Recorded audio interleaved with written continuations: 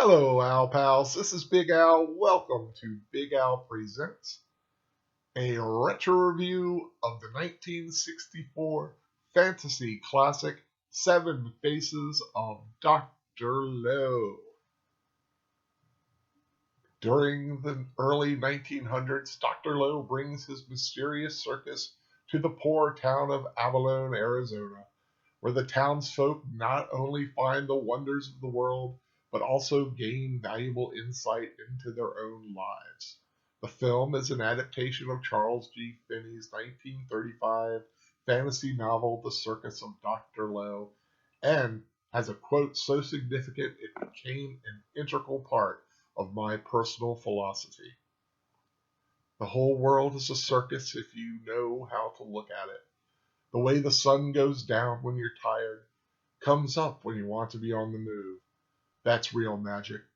The way a leaf grows, the song of the birds, the way the desert looks at night with moon embracing it.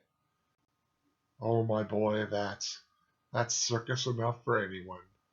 Every time you watch a rainbow and feel wonder in your heart, every time you pick up a handful of dust and see not the dust, but a mystery, a marvel there in your hand. Every time you stop and think, I'm alive, and being alive is fantastic.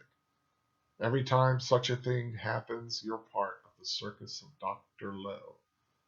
And I only wish I had done it as much justice as Tony Randall could have done it. Directed by the legendary George Pal, Seven Faces of Dr. Lowe is a charming magical fantasy so momentous to me in my youth it helped form the foundation of my cinematic tastes. Mystical characters and fanciful creatures crossed the screen and enthralled and entertained me. Tony Randall proves he's much more than one half of an odd couple by not only brilliantly portraying the enigmatic Dr. Lowe, the ancient Chinese proprietor of the circus, but also each of Lowe's fantastic attractions such as Merlin the Magician, Pan, Medusa, the Abominable Snowman, the Great Serpent, and the blind fortune teller Apollonius of Tyana. Randall's performance remains an all-time favorite. Arthur O'Connell is excellent as Clint Stark, the Scrooge-like tycoon attempting to buy the town. John Erickson is the noble Ed Cunningham, the publisher crusading to save the town from Stark.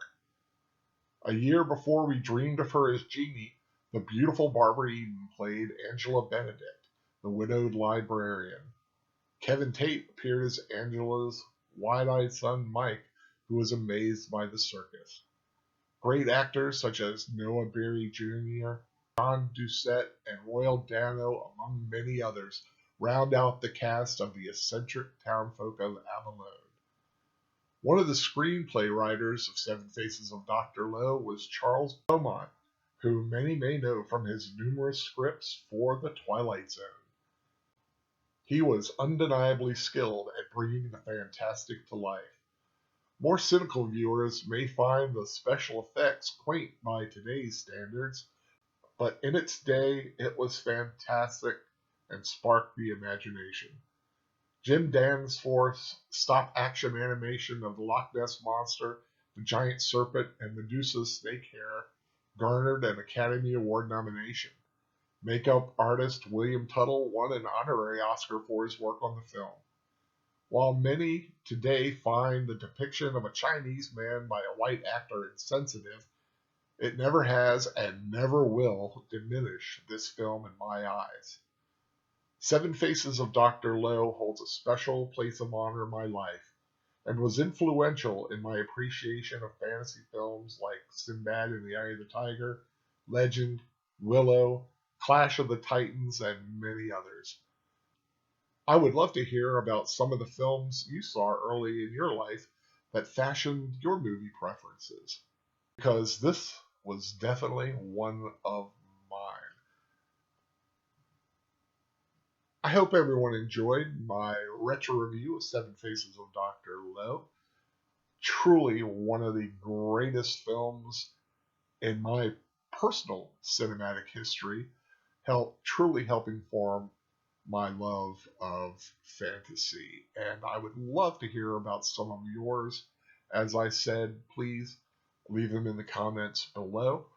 If you haven't already subscribed to my channel, Big Al Presents, I hope you do so. I'm going to be doing more reviews and rewatches and rambles in the future.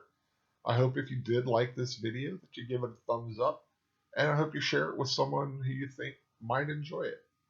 I hope everyone has a wonderful time, and whatever film you're going to be watching, I hope you enjoy it. Take care.